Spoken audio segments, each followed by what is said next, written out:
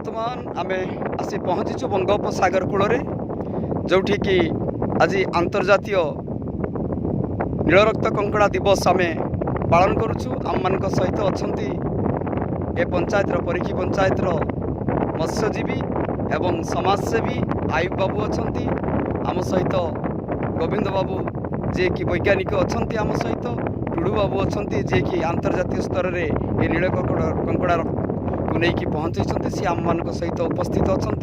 आज ये दिवस आम आसी आम बंगोपसागर कूल पहुँचीचु एवं आम मान देखा चाहिए आम मान सम्मुख में बर्तमान 8टी ରୁ 10ଟି नीलरक्त कंकड़ा जो माने कि जालर उद्धार करा जाइछि सेमानकु आउ किछि को आमे एमिति तांकर बासभवन रु सेमान को उद्धार करूछु। कहबाकू गले कहले किछि अत्युक्ति हबनी एवं आमे देखिबाकू पाइथिलु जाल भितरे पड़िकी मध्ये गोटे दुईटी कंकड़ा तांकर इहलीला संवरण करिसंती।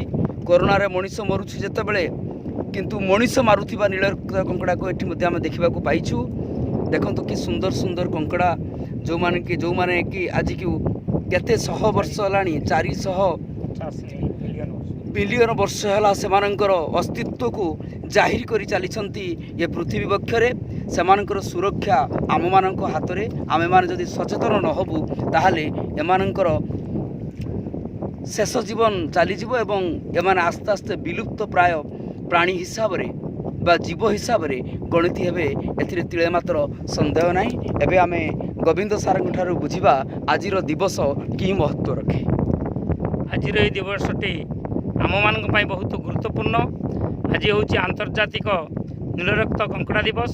यही दिवस रे आमे आज समस्ते शपथ नेबा जे यही भली एक दुर्लभ जीवटी को केवल आमे संरक्षित कर रखिपारिबा सेमानकु सुरक्षित कर रखिपारिबा सेतिपाई आमे सचेतना सृष्टि करिबा। आमर ए मत्स्यजीवी भाई भौणी मानक मध्यरे जो माने कि जानिबे तार उपदेयता केते तार गुरुत्व केते फल से जाल पड़ुवा समय उद्धार कर समुद्र पक्ष को निज बासस्थान को छाड़देवे से मारिबा को देवे ना।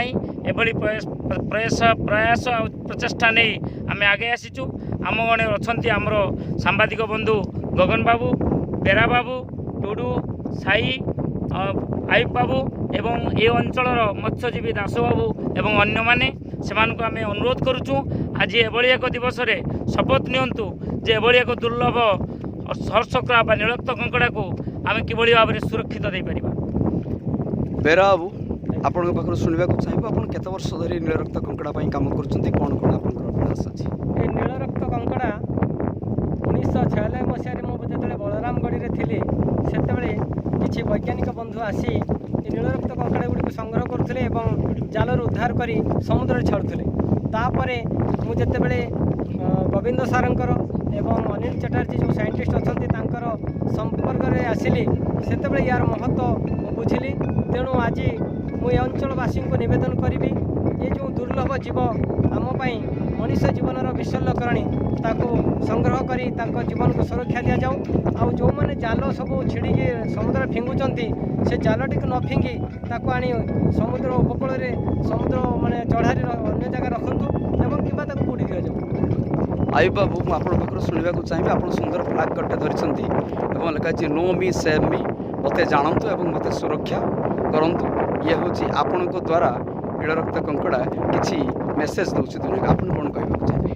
प्रथमतः चांदीपुर पाखर नीलरक्तर संधान चांदीपुर बेलाभूमि आरंभ हुए जेठी तार मार्केट जगह मुझे देखी पाई बहुत खुशी लगला जी आम एरिया ये नीलरक्तर जिनस रही माने जीवटा रही समुद्र कूल कि अथच आम जापारे आम एमती गोटे इग्नोर कर देख रखुलु एवं मत भल लगुला कि यार केमती सुरक्षा हम जब कोई कमिटी संस्था था सुरक्षा सचेतनता करने बहुत आगे था से आम गोविंद बाबू अच्छा से सहयोग भी केशु भाई एम सब सहयोग मिलित उद्यम गोटे संस्था या कौन संस्था से नीलरक्त संधान कंकड़ा रही तार सुरक्षा रक्षणाबेक्षण जहाँफल बहुत खुशी लगला रिसर्च कर समस्ते जहाँफल आम यहाँ मेसेज पहुँचा चाहूँ जमी विलुप्त न हो जीव बहुत जीव तो विलुप्त हो गलानी किंतु ये नीलरक्त जो आम बेलाभूमि उपकूलवर्ती अंचल रोचे आम परिखी पंता बेलाभूमि प्रस्तुत अच्छु से किसी मत्स्यजीवी अच्छा से सचेतन कर सजाग कर या विषय पादयात्रा गुरुत्व ଯାହାଫଳରେ ଏଇଟା ସୁରକ୍ଷା ରହିବା ପାଇଁ ନିଶ୍ଚୟ ରହିବ, ଏଥିରେ କିଛି ମାନେ ଅତ୍ୟୁକ୍ତି ହେବନି। ବହୁତ ସୁନ୍ଦର କଥା। ଏଠି ଦେଖନ୍ତୁ ଆକାଶ ବି ନୀଳ, ସମୁଦ୍ର ବି ନୀଳ, ସମୁଦ୍ରର ଜଳରାଶି ବି ନୀଳ ଏବଂ ଏ କଙ୍କଡ଼ାର ରକ୍ତ ବି ନୀଳ। କିନ୍ତୁ ଦୁର୍ଭାଗ୍ୟ ଏ ସୁନ୍ଦର ନୀଳଟାକୁ ଉପଭୋଗ କରିବା ପରିବର୍ତ୍ତେ ଏ ନାଲି ରକ୍ତଧାରୀ ଏ ମଣିଷ ତାକୁ ଆସ୍ତେ ଆସ୍ତେ ହତ୍ୟା କରିବାକୁ ଯାଉଛି। କିନ୍ତୁ ଯାହା ହଉ ଶୁଭର କଥା, ଆଜି ଏ ନାଲି ରକ୍ତଧାରୀ କଙ୍କଡ଼ା ମଣିଷ, କଙ୍କଡ଼ା ରୂପକ ମଣିଷ ଆଜି କିଛି ନୀଳ ରକ୍ତଧାରୀ କଙ୍କଡ଼ାକୁ ବା ନୀଳ ରକ୍ତଧାରୀ କଙ୍କଡ଼ାକୁ ଆଜି ଯେଭଳି ଭାବରେ ସୁରକ୍ଷିତ ରଖିବା ପାଇଁ, ସୁରକ୍ଷା ଦେବା ପାଇଁ ଯେଉଁ ଗୋଟାଏ ବଳୟ ତିଆରି କରିଛନ୍ତି, ତେଣୁ ସମସ୍ତଙ୍କୁ ଧନ୍ୟବାଦ। ଏବଂ ମୁଁ ଆଶା କରିବି ଏ ଫଟୋକୁ ଦେଖୁଥିବା ସାରା ଭାରତର ନୁହଁ ସାରା ପୃଥିବୀର ଯେଉଁ ଭାଇମାନେ ଦେଖୁଥିବେ, ଯେଉଁମାନେ ସମାଜକୁ ଭଲ ପାଉଥିବେ, ଜୈବ ବିବିଧତାକୁ ଭଲ ପାଉଥିବେ, ସେମାନେ ନିଶ୍ଚୟ ଆମକୁ ସହଯୋଗ ଏବଂ ସହାନୁଭୂତିର ହାତ ବଢ଼ାଇ ଦେବେ। ଏବଂ ଯଦି ଆପଣଙ୍କ ଏରିଆରେ କେଉଁ ଜାଗାରେ ନୀଳରକ୍ତ କଙ୍କଡ଼ା, ଏ ଦୁର୍ଲଭ ଜାତିର କଙ୍କଡ଼ା ଯଦି କେଉଁଠି ଅସୁରକ୍ଷିତ ଅବସ୍ଥାରେ ଥାଏ, ତାହେଲେ ଆମମାନଙ୍କ ସହିତ ଯୋଗାଯୋଗ କରିବେ। ଏତିକି କହି ରଖୁଛି, ଧନ୍ୟବାଦ।